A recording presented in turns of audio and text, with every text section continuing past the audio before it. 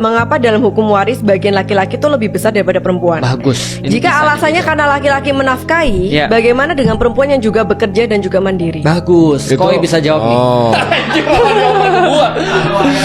Sabar, ulangi lagi dong. Gue mau meresapi. Jika Gue mau coba Islam bikin tesis. mengajarkan keadilan. Jadi gini, aku mau kasih tau dulu premisnya. Di dalam Islam, hak warisnya perempuan tuh setengah daripada laki-laki.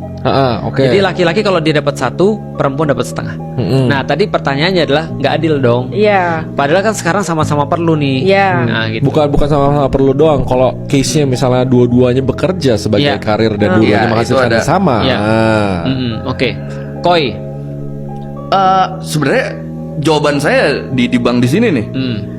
Kalau di pemahaman saya balik lagi karena emang laki-laki itu kan penafkah kan dia. Betul. Kan. Nah, sedangkan perempuan nanti setelah dia dapat warisan, dia bisa jadi dinikahi oleh orang lain, dia dapat harta lagi dari situ kan. Sedangkan laki-laki Bagus. kalau mau dapat Jawabannya. warisan ya satu-satunya Logik. ya dari dia bekerja dan warisan dari orang tuanya itu doang. Sedangkan perempuan tuh pintunya bisa lebih banyak. Iya, itu jawabannya. Tapi kalau misalnya dia nggak nikah-nikah, ceweknya misalnya nggak laku gitu, Betul. Oke, itu tetap jawabannya. Itu tetap jawabannya. jadi tetap mengandalkan potensi dia bisa nikah dengan cowok. Bukan. Jadi gini, jawaban koi udah benar tadi. Itu sudah Oke. jawaban semuanya. Jadi gini cerita, di dalam Islam laki-laki itu adalah penanggung. Jadi dia menanggung semua perempuan yang ada di sekelilingnya. Oke. Khususnya yang dekat ya, ibunya, saudara perempuannya, atau terus kemudian adik perempuannya, saudara perempuannya, anak perempuannya, dan seterusnya. Itu semua laki-laki tuh.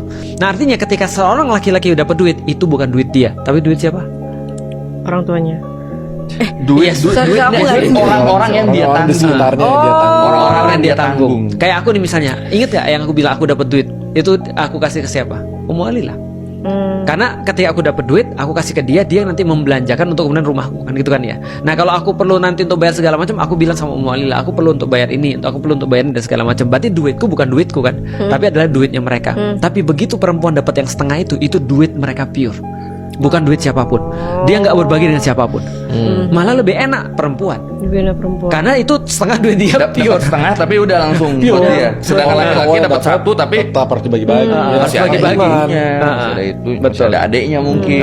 Kecuali kalau laki-lakinya dia bener-bener anak tunggal yang gak usah berbagi, nggak bisa nanggung ya itu mungkin beda. Cuma itu kan case-nya kan nggak bisa kita pukul rata Iya. semua kayak gitu. Nanti kalau sudah jadi ukhti Feren nih misalnya nih, ya ukhti Feren nih.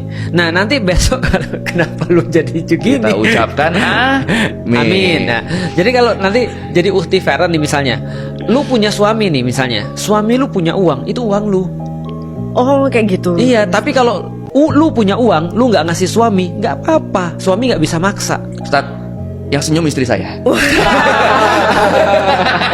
Salah penjelasan gitu. itu. Yang dituju sini yang dapat sini. Iya. Oke.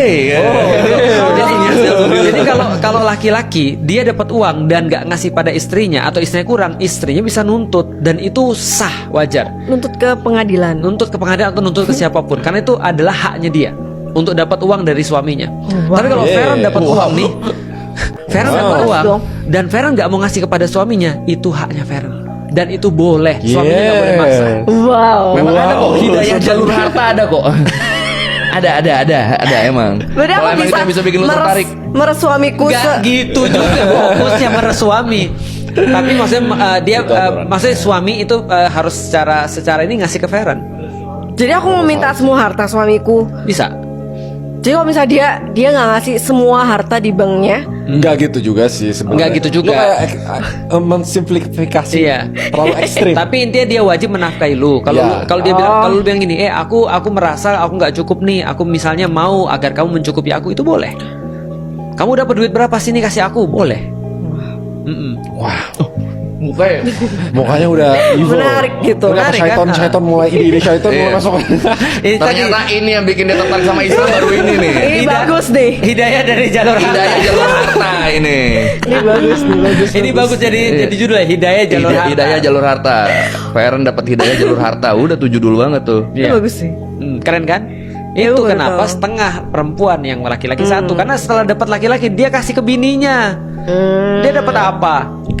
Berarti laki itu selamanya miskin terus ya? Iya, kasihan. Emang seharusnya.